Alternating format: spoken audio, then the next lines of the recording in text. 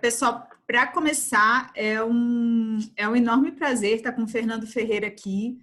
A gente já teve o prazer de assisti-lo em algumas lives, seja lives que ele apresentou na XP, seja live que ele apresentou junto com outros escritórios ou até com outras empresas.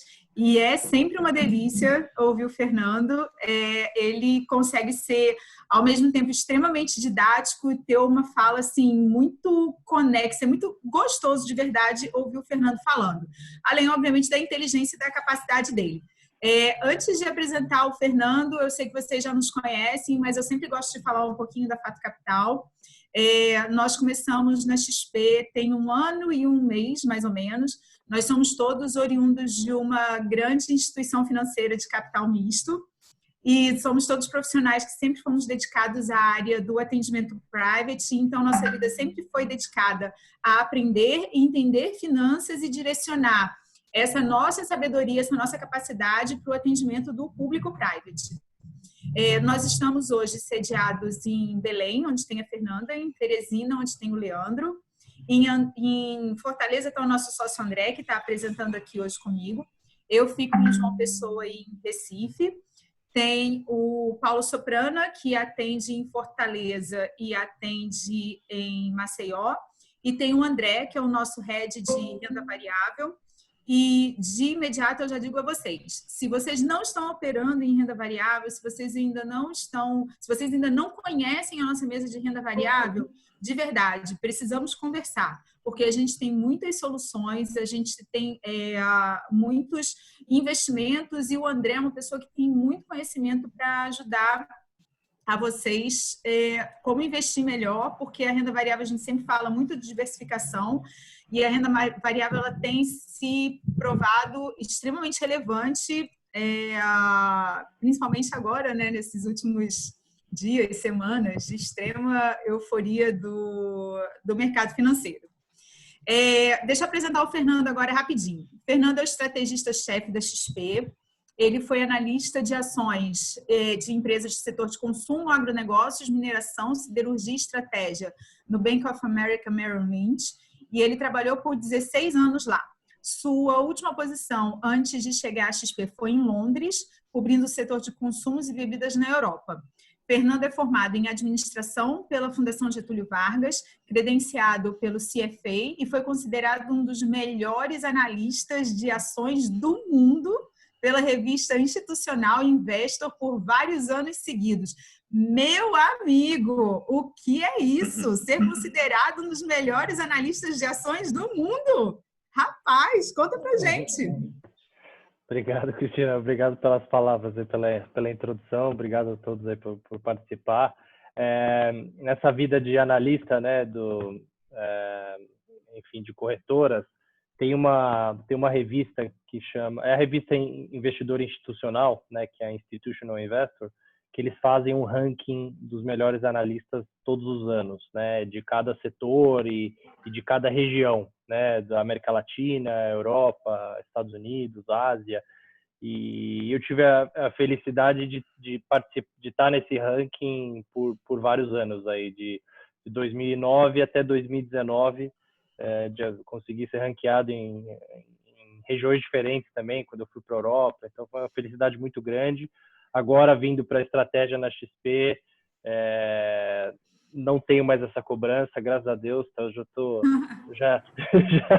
já não sinto falta, né, desse tipo de, enfim, de cobrança. É outra mudança positiva aí de voltar para o mundo de estratégia, de cobrir bolsa, né, como um todo e falar de todos os setores, é também não ter ter que acompanhar todos os resultados das companhias, né, porque eu fiz isso por quase 20 anos, né.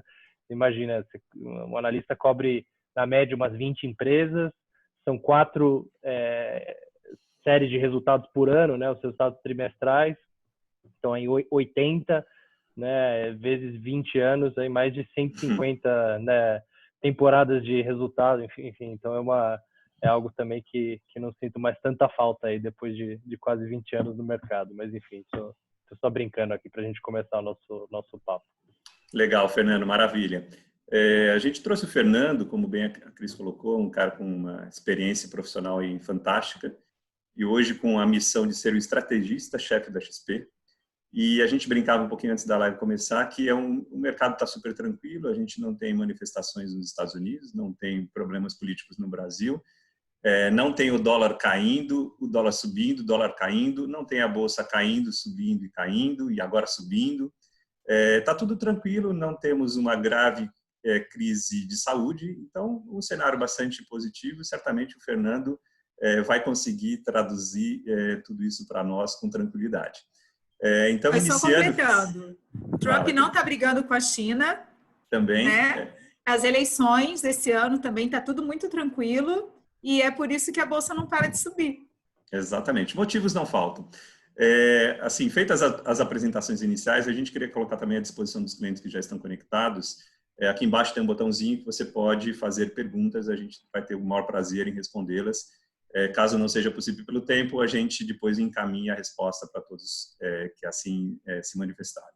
Então, eu queria já fazer a primeira pergunta, Fernando, se você puder nos colocar um pouquinho desse cenário que a gente colocou aqui em tom de brincadeira, mas o cenário da economia nesse momento atual, que a pandemia trouxe diversas alterações, quer seja nos mercados financeiros, mercados reais, até o mercado de exportação, afetou de forma genérica e democrática a todos. Então, queria a sua leitura do cenário e aí, inclusive, já falando um pouquinho daqueles setores que podem se sair melhor e mais rápido dessa crise. Legal. Tá bom, vamos lá. Acho que está todo mundo se perguntando isso, né? Pô, maior crise econômica dos últimos 100 anos, o S&P está no 0 a 0, o Nasdaq já está subindo no ano, né? E a gente recuperou 30% em um mês. Então, acho que a grande dúvida é essa, né? Como é que os ativos estão onde estão, sendo que a crise econômica é tão grande, né? Então, começar falando assim, principalmente a diferença dessa crise para crises anteriores é que é principalmente uma crise de saúde, né? Que ela continua no Brasil principalmente, né? No resto do mundo a gente já vê a Europa saindo, né, da pandemia, já os casos declinando bem rápido na Europa, apesar da abertura que está havendo por lá. Os Estados Unidos também já passou do pico, né, já começa a reabrir. A gente aqui ainda não chegou no pico, né? Talvez estejamos próximos do pico, mas a gente ainda aqui está passando, está no auge aí da crise da saúde, que gerou, né, uma parada na economia, né, que a gente nunca viu. Você ter 40% da população mundial em casa, né, ao mesmo tempo, durante o mês de abril. É uma loucura, né? Você imaginar bilhões de pessoas sem sair da sua casa, qual o tamanho do choque que você vai gerar de demanda, de falta de demanda, o choque de falta de oferta, enfim, é um choque gigantesco na economia. Como o ministro Paulo Guedes falou, eu concordo com ele, caiu um meteoro, né? Assim, estava tudo indo bem, o Brasil, recuperando, as economias lá fora também com claros sinais de recuperação ao longo do começo desse ano, de repente tudo parou, né? Enfim, então os números macroeconômicos e os números das companhias também, eles vão ser extremamente ruins, né? Ao longo dos próximos meses, a gente vai ver números cada vez piores, mas o que o mercado está olhando, o mercado já está olhando para esse cenário do pós-pandemia, né?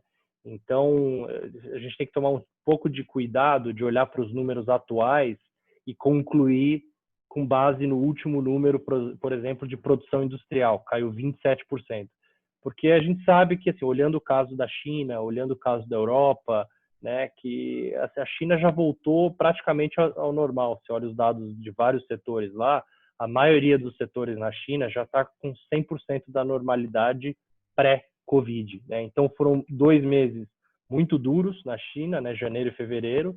Eles conseguiram controlar muito bem a pandemia, mas aí você olha os dados de março, abril, maio, né, assim, a atividade já voltou bem rápido, né? Então, todo mundo fica discutindo, não vai ter recuperação em V, vai ser uma recuperação muito mais lenta, etc. Pelo que a gente viu até agora do caso chinês, a recuperação está sim sendo em V, né? Na Europa, mesma coisa. A gente olha os dados de mobilidade, né? Você olha que a Alemanha, por exemplo, os dados que, por exemplo, é um dado público, né? Você entra lá no site da Apple, dá um Google, Apple Covid. Né? E a Apple, ela te dá os dados de mobilidade do mundo todo. Você vê que na Alemanha, por exemplo, nos Estados Unidos, a mobilidade hoje das pessoas já está acima do pré-pandemia, ou seja, já voltou ao normal. E por que o mercado está se animando? O mercado está se animando porque, apesar das pessoas já terem voltado ao normal, terem saído das suas casas, voltado a trabalhar, voltado a ir para os shoppings, etc., a gente não está vendo nenhum sinal de segunda onda, né? Os casos continuam declinando. Então, isso tem animado muito o mercado, porque o grande medo que todo mundo tinha, e isso é coisa de um mês atrás, é falar, bom, a hora que reabrir, você vai ter um repique de casos muito grande e a gente vai ter que fechar de novo, né? Essa era a grande preocupação. E até agora a gente não está vendo isso, né? Assim, os dados têm mostrado que as curvas continuam caindo na Inglaterra, continuam caindo na Alemanha, na Espanha, na Itália, né? Apesar da reabertura estar ocorrendo, né? Então, o mercado tem se animado com o fato, né, de que essa retomada das atividades, ela tem sido relativamente rápida, tá? Então, acho que meu ponto que eu queria trazer era esse, que assim, olhar os números atuais da economia, olhar os números atuais das empresas, ele pode enganar um pouco porque o mercado já está olhando para frente, né? Já está olhando o que vai acontecer nessa retomada. Por isso que no nosso relatório mensal que a gente soltou essa semana, o título era Preparando para a Retomada, né? Aí a gente adicionou ali papéis do setor de shoppings, papel de incorporação imobiliária, né, papéis de varejo físico, de lojas físicas, porque são setores que vão agora voltar a se beneficiar de uma reabertura, mas são setores que ficaram para trás, né? Porque, assim, respondendo a tua pergunta, André, quais setores se beneficiam? O setor mais óbvio é o setor de tecnologia, né? O setor de varejo online. Esse é o grande ganhador, né, dessa pandemia, sem dúvida o setor de tecnologia, tanto ganhador de curto prazo como ganhador de longo prazo. A gente adora a Magalu, né? A gente tem recomendação de compra na Magalu, mas o papel subiu muito, né? Assim, já subiu, está 40% para cima no ano, né? A Magalu e a B2W. Então, assim, a gente vê menos assimetria, né? A gente vê que o mercado fez? Na hora que veio a crise, né, e todo mundo foi para a quarentena, primeiro tudo caiu ao mesmo tempo, né? Então você via todos os ativos, né, câmbio para cima, juros, a dívida externa, a bolsa cai tudo ao mesmo tempo, porque é cenário de crise, né? Aqueles 6 circuit breakers que a gente teve ali durante o mês de março, né? Aí depois disso o mercado começou a falar, opa, vamos olhar para quem vai sobreviver e quem vão ser os ganhadores, né? Aí você viu que as empresas com um balanço forte, né, com pouca dívida, foram as primeiras a recuperar, porque o mercado falou, bom, eu vou comprar sobreviventes, né, que eu tenho certeza que essas empresas vão sobreviver. E você viu outras empresas como o setor aéreo, né, caindo 80%, 90%, porque o mercado falou, bom, eu não sei se essas empresas vão sobreviver ou não. Então você teve essa primeira né, diferença. Aí depois o mercado falou, bom, vamos comprar as empresas que são ganhadoras, né, que é o caso de tecnologia e varejo online. A Magalu, por exemplo, ela tinha caído em linha com o setor. E aí a gente até deu um upgrade para a compra, falou, bom, isso aqui não faz sentido, né? Pô, a empresa está virando completamente para o mundo do e-commerce.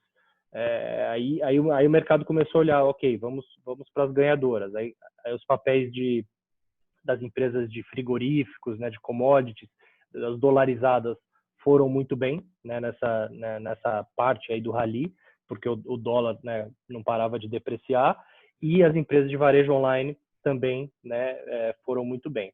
Agora, como esse rally continua, né, a tomada ao risco continua, principalmente vindo lá de fora, né, que como eu falei, o mercado tem se animado com a reabertura econômica e o fato que a gente não está ainda vendo nenhum sinal de segunda onda, o mercado está agora indo para os setores que ficaram para trás, né?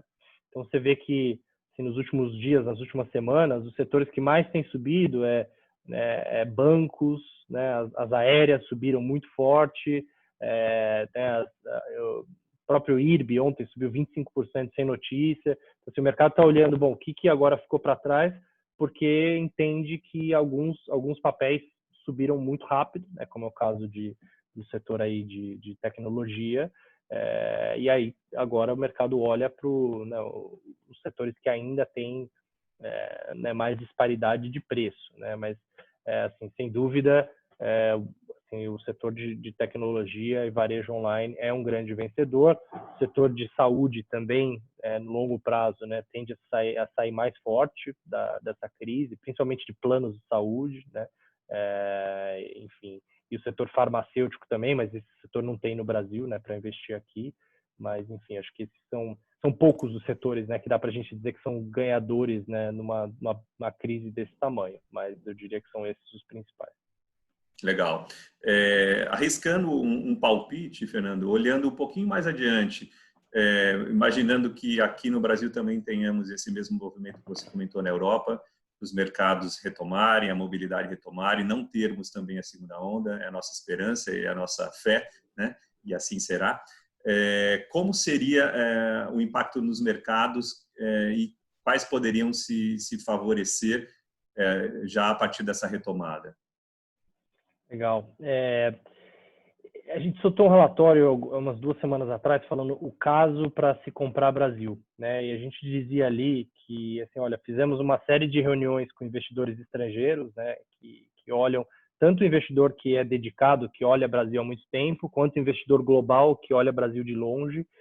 E o que a gente percebeu ali é que o sentimento em relação ao Brasil estava muito negativo, né? Assim, os investidores estrangeiros bastante negativos com o Brasil, preocupados com a questão, né, do vírus, preocupados com a questão política, preocupados com o câmbio, né? Porque para o investidor estrangeiro, ele, na hora que tira o dinheiro daqui, ele vai converter para dólares de novo, né? Então, a moeda que deprecia 30% ao ano é muito ruim, para o investidor estrangeiro. Então, a gente viu um sentimento extremamente negativo com o Brasil e a nossa conclusão foi falar, opa, acho que é hora de comprar, né? Porque o estrangeiro já saiu daqui em massa, já tirou 70 bilhões de reais, já está extremamente negativo, e isso quer dizer que qualquer melhorazinha que você tiver, né, em qualquer uma dessas 3 crises aí, da saúde, da economia e da política, isso vai ter um grande rebote de preços, né? Os preços vão recuperar muito rápido, porque já tem muita notícia negativa nos preços, né? Os preços já embutem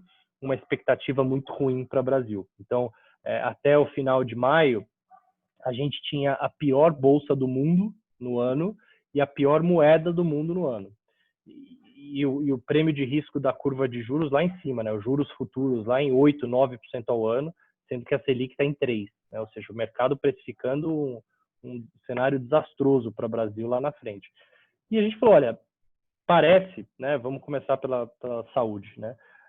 Quando a gente olha os modelos econométricos que o nosso time lá interno fez, parece que o Brasil, segundo os modelos, está chegando próximo de um pico de casos, né? É um desastre humanitário, né? Sem dúvida nenhuma, é uma crise, né? Assim, mais de 20 mil mortos, terrível. Mas o que a gente viu na Europa e nos Estados Unidos foi que quando o mercado percebeu que estávamos chegando próximo de um pico e você começou a ter alguma desaceleração, né, na margem, né, começou a ter casos menores todos os dias, isso gerou um grande rally de ativos, né, na Europa e nos Estados Unidos. E a nossa visão foi que, olha, se estivermos certo, né, que talvez, né, o pico não esteja tão longe, o mercado vai antecipar isso, né? O mercado vai começar a olhar e falar, opa, Brasil parece que está chegando um pico. Assim, os dados recentes ainda estão muito ruins, então é muito difícil afirmar se chegamos no pico ou não, mas as projeções, né, dos modelos aí econométricos, né, que são 100% técnicos, né, eles indicam que talvez, né, estejamos aí perto de um pico da curva. Então esse foi o primeiro ponto, falar, olha, se, né, isso aqui se confirmar, o mercado vai se animar. Do lado da economia, né, como eu falei, os dados ainda são muito ruins, mas na margem, né, os dados de maio já estão melhores que os dados de abril, né, e os dados de junho provavelmente melhores que os dados de maio. Então o mercado opera muito essa melhora. Então é um dado ruim comparado com um dado horroroso, né? Mas o mercado olha muito assim, opa, melhorou um pouquinho, né? Em vez de cair 30, está caindo 25.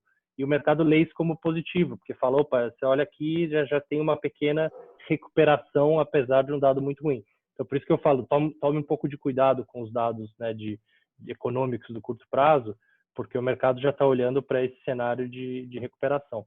E aí, a última coisa na questão política, existiu uma preocupação muito grande quando, né, da saída do Moro, se o Paulo Guedes também ia sair logo em sequência, né? E isso, acho que essa probabilidade caiu bastante com todas as demonstrações que o governo deu de apoio, né, ao Paulo Guedes, mostrando a importância do Paulo Guedes e das políticas econômicas.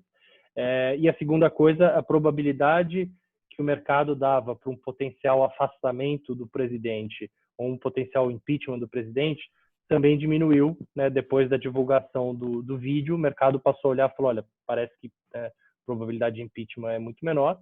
E aí teve vários, né, assim, depoimentos, declarações do Rodrigo Maia, do Alcolumbre, enfim, querendo criar um consenso e um entendimento melhor. Então, nessas três frentes, né, na frente saúde, na frente economia e na frente política, o ponto que a gente fez, olha, já tem muita notícia ruim no preço, talvez alguma melhora, isso vai se traduzir no mercado recuperando. E foi exatamente o que aconteceu, né? A gente está quase a 100 mil pontos agora, 94 mil pontos, ainda com essas três crises ocorrendo. A gente não resolveu nenhuma dessas três crises, mas o mercado, você viu que assim, já recuperou bastante com uma pequena melhora. Por quê? Porque o sentimento para o Brasil ficou muito negativo, porque estava todo mundo fora, né? Assim, Brasil virou... Eu brinco que os ativos brasileiros ficaram humilhados, né? Assim, ninguém queria encostar nos ativos brasileiros e é por isso que a gente está vendo essa recuperação. Legal. Vai lá, Cris. Fernando, eu falei inúmeras vezes com os nossos clientes nas últimas semanas que o nosso mercado despencou quando todo mundo ainda estava pulando o carnaval, sem ter absolutamente nenhum caso de coronavírus, e está retomando de uma forma fantástica, enquanto a gente ainda tem a maioria das nossas cidades praticamente paradas, se não em lockdown, praticamente paradas. E que o mercado ele sempre se antecipa. Então, ele se antecipou na queda e agora ele está se antecipando na alta. A grande pergunta que acontece hoje, que é o que está na cabeça de todo mundo, é recuperação em V, em W, em símbolo da Nike ou em qualquer outro formato, né? Sim, formato, né, que se queira pensar. Mas o que é muito interessante é que a gente vive uma montanha-russa de emoções e acontecimentos. Porque há um mês, mais ou menos, a gente teve uma reunião, um call, um Zoom, com um economista, e ele estava bem preocupado. Ele falava em recuperação em U longo, uma perninha de recuperação que ia demorar muito na parte de baixo antes de voltar. E o que foi, inclusive, dito naquela reunião foi em bolsa em torno de 90 mil pontos ao final do ano.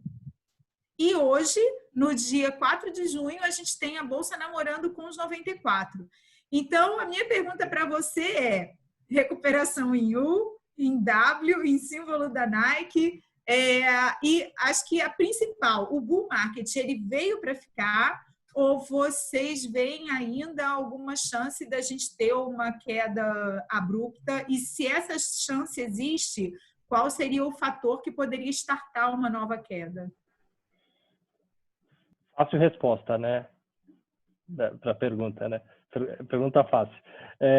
Mas vamos lá. Acho que a primeira coisa que eu ia falar é que tem uma diferença entre, né, o formato da recuperação econômica e a recuperação do mercado, né? Os preços, eles estão recuperando muito mais em formato de V do que a economia, né? A economia provavelmente vai recuperar muito mais lentamente, né? Numa trajetória de um U, né? E a gente vai ver essa recuperação mais lenta, mas o mercado, por exemplo, já está olhando para 2021, né? Tem muito gestor falando, olha, os números de 2020 não dá para olhar porque estão muito poluídos, são números não normalizados, né? Então, só para te dar uma ideia, a projeção do consenso hoje para o lucro da Bolsa, lucro do Ibovespa, é uma queda de 45% em relação ao ano passado. quando você olha a projeção do ano que vem, é um aumento, um crescimento de 100% em relação a esse ano. Então, você olha 2021 sobre 2019, é um crescimento de uns 10%, mais ou menos. Ou seja, é isso aqui, né? Esse ano é um desastre, ano que vem o mercado assume que normaliza. Então, o meu ponto aqui é que, né, o mercado está olhando esse cenário pós-pandemia, está olhando, né, essa saída da crise, essa retomada. Os economistas eles vão olhar os dados, né, da produção industrial, do PIB, da inflação, da Selic, etc. Então, para os economistas, sem dúvida, pode parecer que, né, vai ser, né, vai ser uma recuperação gradual e lenta, enquanto que, né, o mercado já tem uma visão um pouco mais de longo prazo, né, principalmente estou falando aqui mercado de bolsa, né, mercado de ações. E por isso que a gente vê essa grande diferença entre um e outro. Acho que um outro ponto que vale falar, que eu não falei até agora, é o tamanho da resposta dos governos e bancos centrais que a gente está vendo esse ano, né? Então, não só a retomada, como eu falei, está sendo rápida, não só o fato que a gente não está vendo uma segunda onda de casos, mas a gente está vendo 17 trilhões de dólares, né, dos governos colocando de pacotes extraordinários. 17 trilhões de dólares é 20% do PIB global. Então, assim, a projeção de queda de PIB mundial esse ano vai ser uma queda gigantesca, né? Uma queda de uns 5, 6% no PIB global, que é, assim, nenhuma das crises aí dos últimos 100 anos a gente viu uma queda desse tamanho, vai ser uma queda gigantesca. Só que a gente está falando de 5, 6% de queda do PIB com 20% de estímulo, né? E esse estímulo, ele vai ficar, né? Esse dinheiro, ele continua na economia, né? Ele continua rodando esse novo estímulo que está sendo colocado. Só o Fed, né, o Banco Central Americano, desde março, o Fed já injetou mais de 3 trilhões de dólares no mercado, via injeção de liquidez no mercado. Ele compra título, né? Então, quando o Fed ele compra título, ele injeta dinheiro na economia, porque ele cria dinheiro, né? Ele cria dinheiro e compra título no mercado. Então, ele está colocando dinheiro novo. 3 trilhões de dólares no mercado americano é 12% do PIB americano, né, que o Fed injetou em 2 meses. Né? Então, assim, meu ponto é muito dinheiro, né? É muito dinheiro mesmo que os governos estão injetando na economia. Existe uma discussão, que a gente pode entrar aqui ou não, qual o efeito de longo prazo disso, né? Acho que tem uma discussão grande aí entre os economistas. Pô, mas o que vai acontecer? Então, todo mundo tem que comprar ouro, né? Ouro e Bitcoin, enfim, tem muita gente com medo, mas a realidade é que, para sair dessa crise no curto prazo, os bancos centrais estão tendo um papel muito importante, né? É muito importante. É muito dinheiro que está sendo injetado na economia que vai contrabalancear o efeito do choque, né, que a gente está tendo de oferta e de demanda e vai ajudar a impedir que as empresas quebrem, né? Que você gere uma grandíssima onda de falências, porque essa injeção de liquidez ajuda os bancos a terem mais liquidez, ajuda as empresas a captarem no mercado. Então, para vocês terem ideia, o número de captações no mercado global de empresas, né, nos últimos meses foi recorde histórico. Então, as empresas nem precisaram serem salvas pelo Tesouro, né, pelos governos. Elas estão indo no mercado, captando no mercado, mesmo empresa de cruzeiro, empresa aérea, né, que você fala, essas empresas não vão sobreviver, etc. Não, estão captando porque tem muita liquidez no sistema, né? Então, essa liquidez em excesso acaba se transformando também em preços de ativos mais altos, né? Então, acho que esse é um ponto muito relevante para falar, bom, por que o mercado não para de subir? Porque você tem muito dinheiro novo sendo injetado na economia global, né? Como eu falei, 17 trilhões de dólares, é bastante dinheiro.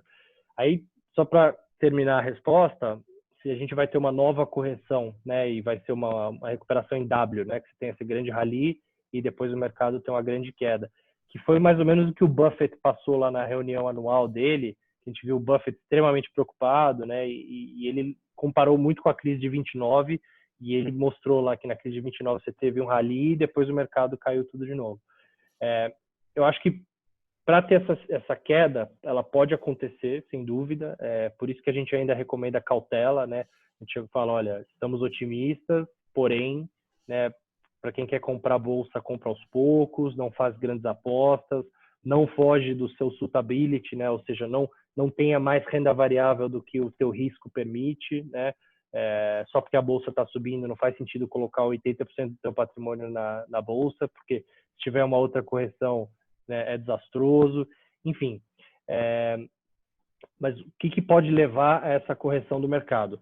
Sem dúvida, né, o potencial de uma segunda onda, né? Se a gente tiver uma segunda onda e as economias tiverem que fechar de novo, né, um potencial de um trade war aí da China e Estados Unidos virar uma guerra fria, né? Ou seja, subir muito mais o tom, que era uma preocupação algumas semanas atrás. Até o Trump, ele deu uma declaração que foi bem mais tranquila do que o mercado temia, né? Então, depois daquela declaração do Trump, o mercado também subiu bastante, mas é um risco, né? E o terceiro risco, eu diria, de a gente entrar numa depressão econômica no mundo, né? Ou seja, foi lá a crise de 29, que a economia despenca e depois não recupera. É uma recuperação em L, né? Que fica de lado, né? Num nível muito baixo.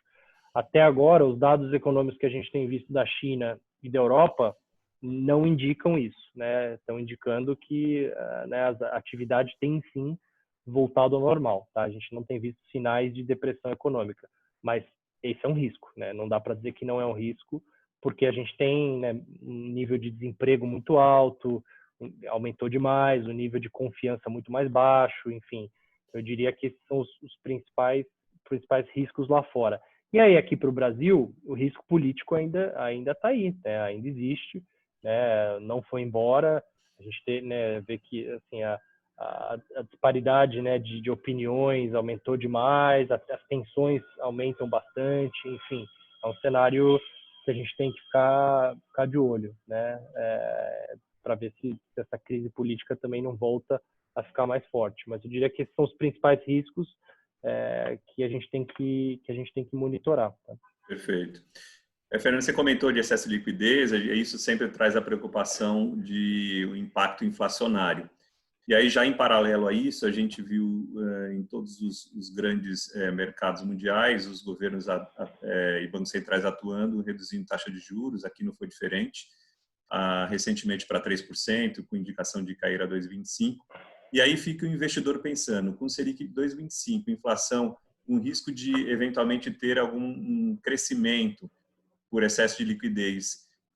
Existe alguma outra forma do investidor ter um rendimento adicional que não seja colocando risco nas carteiras, Fernando?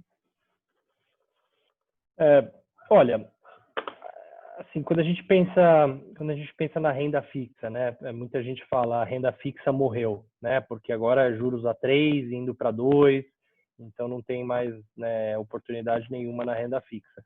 Não é verdade, né? Quando você olha, como eu falei, a curva de juros futura subiu bastante, né? Tá bem alto os juros longos. Então você consegue comprar papel pré-fixado do governo, né, sem risco de crédito, pagando 6, 7% ao ano, né? Então voltou a ficar bastante atrativo.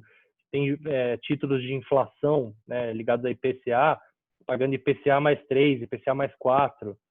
Então, assim, com retornos bem interessantes, né? Então, vamos imaginar que a Selic continue baixa por muito tempo, né? Que a Selic está a 3, vai a 2 e fica em 2 por muito tempo. Esse juros futuro, esse título pré-fixado que você comprou a 7, 8% ao ano, você segurar ele até lá e os juros continuar abaixo, né? O risco é o juros subir, obviamente, mas se os juros continuar abaixo, você vai ganhar tanto o cupom quanto a apreciação de capital, né? O ganho de capital desse título. Então, ele pode te render muito, mesmo sendo um título de renda fixa, né? Então, meu ponto é, hoje tem prêmio na renda fixa, hoje tem prêmio na bolsa, tem ainda vários papéis de empresas que estão muito baratas, né? Por exemplo, a gente gosta de Banco do Brasil, que está extremamente barata a ação. Enfim, acho que tem, assim, obviamente, num cenário de juros a 2, os investidores têm que tomar mais risco mesmo, né? Mas, dito isso, tem bastante oportunidade, mesmo com risco menor, em títulos do governo. Além disso, tem várias empresas, né, que a gente chama das AAA, né? As empresas super bem ranqueadas aí na parte da dívida, com títulos de dívida também pagando taxas bem interessantes, né? Por conta disso, o mercado de crédito, né, ficou mais estressado, a curva de juros futura, né, subiu, os juros futuros subiram, então ele tem vários títulos aí bem interessantes, né? Então meu ponto é que não necessariamente o investidor tem que tomar muito mais risco para ter retornos. Sem dúvida tem que tomar mais risco do que no passado, né? O 1% ao mês sem risco morreu, não existe mais e nem vai voltar mais. Mas dito isso, né, dentro de uma carteira balanceada aí de investimentos, tem bastante. Tem boas alternativas, né? Acho que tirando os investimentos pós-CDI, que esses certamente vão por um bom tempo amargar resultados bastante pífios, né? As demais categorias, como você colocou, renda fixa, prefixado, bons papéis, IPCA+, também, assim como bolsa, vão trazer boas oportunidades. Acho que a Cris vai complementar com uma pergunta, porque acho que vai fazer todo sentido. Vai lá, Cris.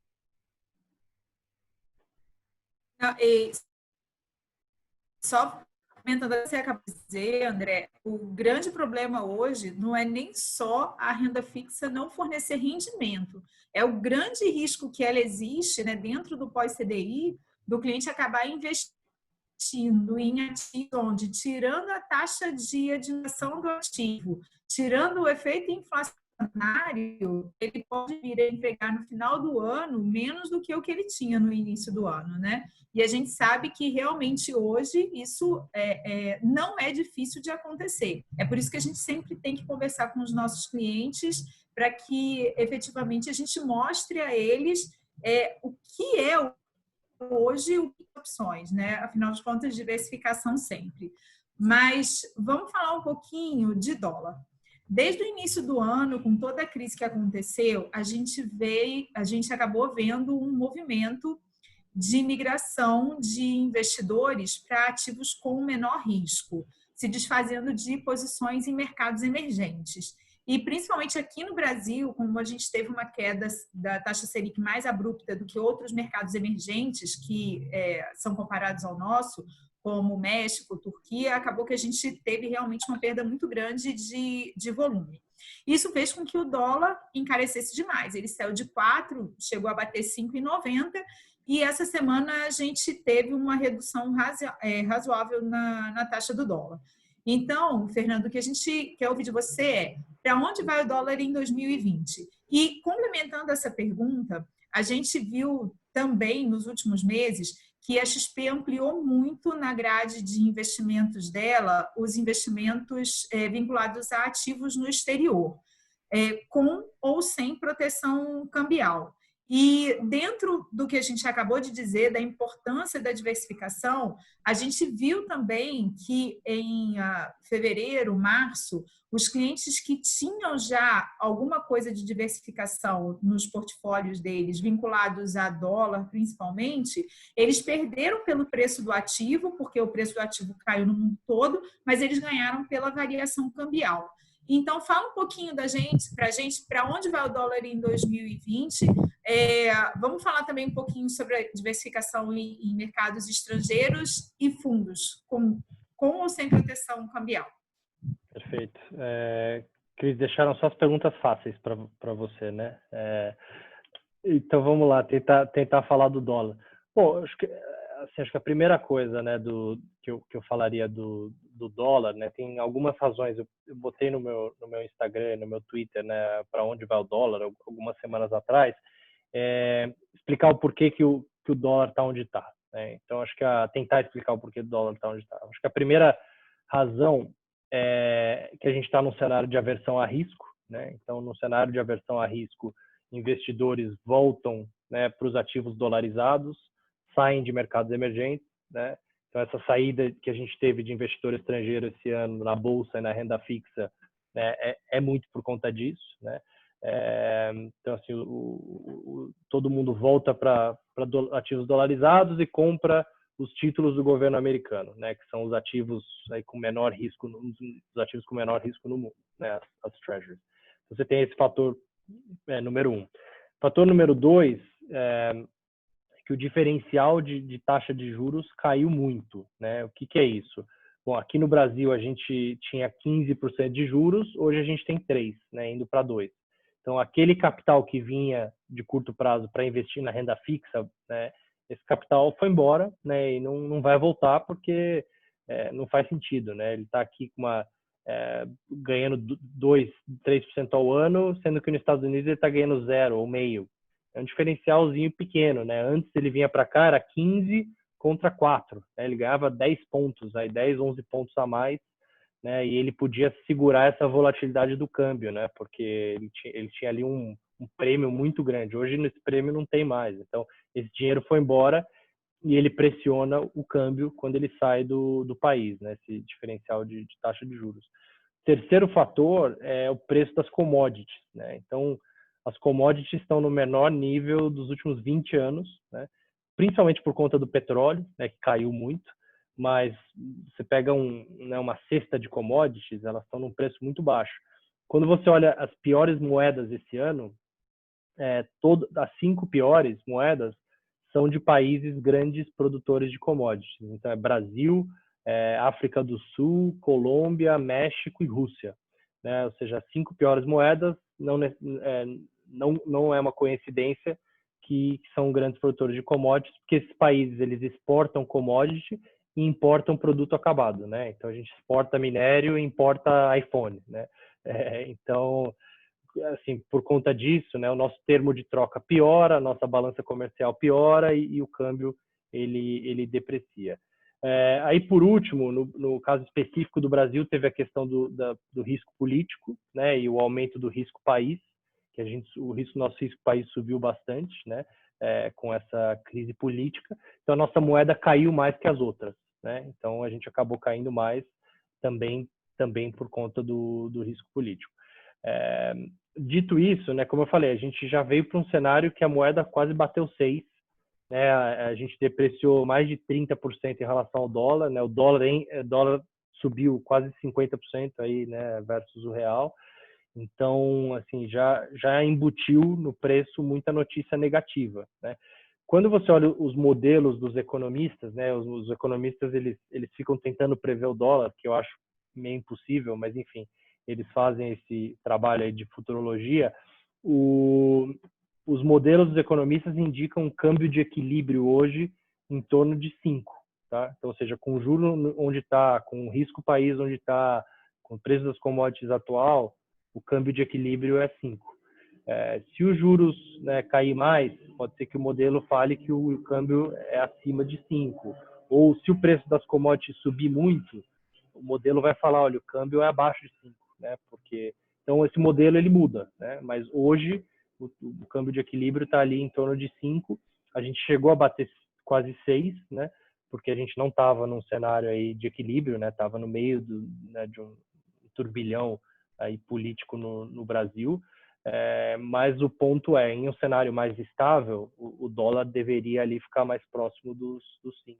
A projeção da XP para o final desse ano é 5,50, então a gente está aí um pouco acima, né? A gente estima que o câmbio, como a gente ainda não está numa situação de equilíbrio, o nosso time ele embutiu um pouco de prêmio em relação ao câmbio de equilíbrio e a nossa projeção é 5,50, hoje o câmbio fechou em 5,13, tá? Então essa é a primeira parte da resposta. A segunda parte, que eu acho mais interessante da gente falar, é falar dessa que eu chamo da democratização dos investimentos internacionais, né, que a gente está vendo.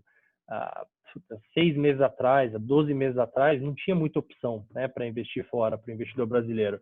Você tinha lá fundo cambial, fundo cambial que ainda tem, você está comprando papel moeda, né, é a mesma coisa do que comprar dólar e guardar no teu cofre, né, guardar embaixo do colchão. Não te rende nada aquilo, né? Não te paga um dividendo, não te paga um cupom, você está basicamente comprando moeda. Só que hoje tem na plataforma da XP mais de 30 fundos, né, internacionais, fundos globais, de gestores assim, excepcionais, né? A gente está trazendo os melhores gestores do mundo e abrindo eles na plataforma da XP. Tem um fator muito interessante, que como esses fundos que a gente está trazendo são muito grandes lá fora, todos eles dão uma liquidez muito curta. Você consegue investir em fundos de ações D+5, D+2, enquanto que os fundos locais todos são D+30, D+60, né? Esses fundos globais têm essa possibilidade, né, de te dar uma liquidez ali muito mais rápida, o que é muito legal. E você consegue investir em empresas e setores que a gente, infelizmente, não tem na nossa bolsa brasileira, né? Então, a nossa bolsa, ela tem muito poucas empresas do setor de tecnologia, muito poucas empresas do setor farmacêutico, né, do setor de biotecnologia, que estão aí, né, para lançar a vacina aí do Covid, né, que se fala todo dia, vai sair em setembro, vai sair, enfim, mas na nossa bolsa a gente tem poucas empresas desses setores, né? Então, se você investe num fundo global, por exemplo, de ações, esse gestor ele tem, né, a opção de investir nas melhores empresas do mundo, né? Ele não tem nenhuma restrição de geografia. Ele fala, bom, quais são as melhores empresas dos melhores setores no mundo, né? Ele não precisa ficar restrito a um país só. Então, quando a gente fala em diversificação, é importante pensar também em diversificação de geografias, né, geográfica, né, ou seja, você ter investimentos internacionais, você não está colocando todos os seus ovos dentro da cesta Brasil, né? E qual que é o problema de colocar todos os ovos na cesta Brasil? É que se tem um risco político, se tem, né, impeachment, etc., todos os ativos do Brasil vão mal, né? A renda fixa vai mal, a bolsa vai mal, tudo vai mal ao mesmo tempo, né? Os fundos, etc. Se você tem uma diversificação em um fundo global, por exemplo, assim, isso não, né, acaba que não tem impacto nenhum. E se esse fundo for dolarizado, né, em todas as crises, o dólar sempre sobe, né? Assim, a nossa moeda nunca aprecia num cenário de crise, né? Sempre o contrário. Então, particularmente, Ferreira, eu prefiro, se for investir num fundo fora, investir dolarizado. Ele tem mais volatilidade, obviamente, porque é o fundo em dólar e ele é convertido para reais todos os dias, né? Então, se o real for de 5 para 4,50, perde dinheiro ali na marcação.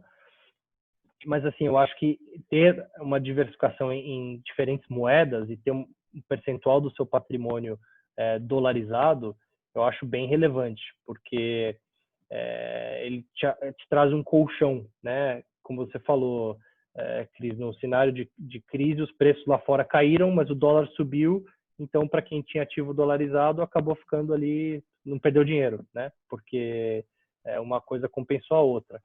Quando a gente olha para a nossa moeda, desde o Plano Real, desde 94, a nossa moeda ela perde, na média, 7% de valor ao ano, né? A gente foi lá da paridade até os 6, né? 5 e pouco agora.